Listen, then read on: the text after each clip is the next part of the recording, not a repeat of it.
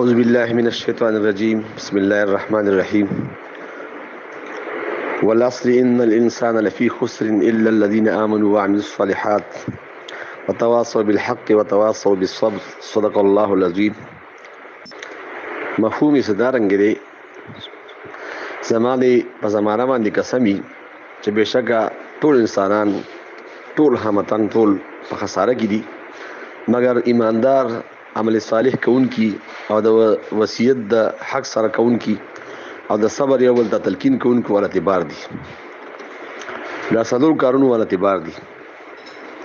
دا زمانہ دا سړی نه چوړی اثر وای چوړو نه چوړو ته دا په سړی باندې چاپ غورځي، وفات راځي، بیماری راځي، تکلیفونه راځي، مصائب او ازمایښتونه راځي. دا وخت مینجمنت ډیر پکار دی. ما یو پروفیسور صاحب نه تاسو کو چې د وخت مینجمنت څنګه دی نو ما دا غوي چې قرآن شریف کې سورۃ یاسر کې راځي چې وخت مینجمنت داسې دی. په زمانه قسم کړو زمانه په لحاظ سره هر کس خساره کې دی.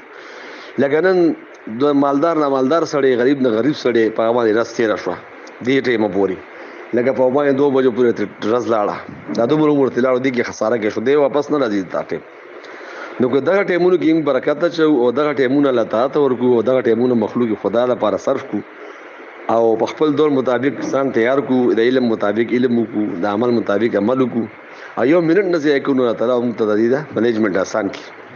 نو انده وخت کې موږ کوشش کوو چې موږ دا د وخت پوره تنظیم وکړو چې موږ ماجیګر سکو، ماخام بسکو، ماستان بسکو. نو کله چې موږ وخت ځای کړو موږ ته پته نه لګي چې وخت مینجمنت شروع کړو وخت آسان شو.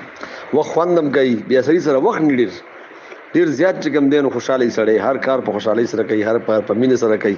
د ټولو خلکو نه سړی مخ کې شي، د ټولو خلکو نه سړی زیات په اسانۍ راحت کې شي، په اسانتیا کې شي. نو کوشش وکړو چې دا وخت تیر کو خج او وخت یې وخت ورکو. دا وخت خدای پاک راته ډیر زیات راکړي او د دې خو صورت د انسانیت په فلاح کې دا وخت خرج کو. آمین والسلام.